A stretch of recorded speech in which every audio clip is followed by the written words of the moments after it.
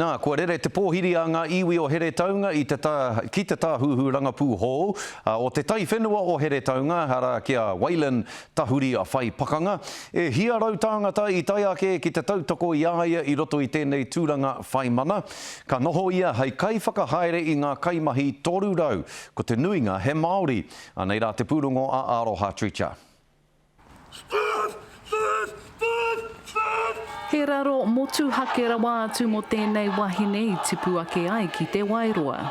Lots of mixed feelings, lots of gratitude, lots of thinking of who helped me get here today.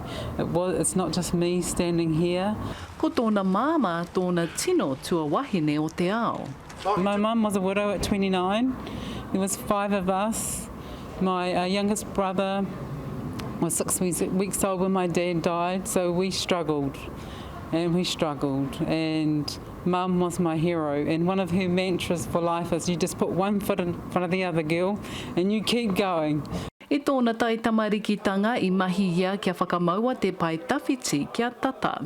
Because I had a rough upbringing and did some things in life, went off the track, got back on the track, and I figured out one day that education was the way out of poverty.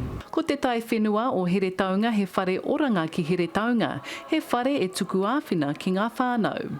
So with Oranga Tamariki, they're our friends, they're on site, they've moved on site.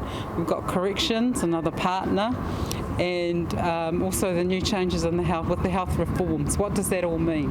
So I'll be figuring all that out with our executive team and taking guidance. He nui ona mātauranga i te rāngai hauora, tata ki te toru te kaunga tau aia e mahi ana i tēnei ao. Aroha Tricha, te karere.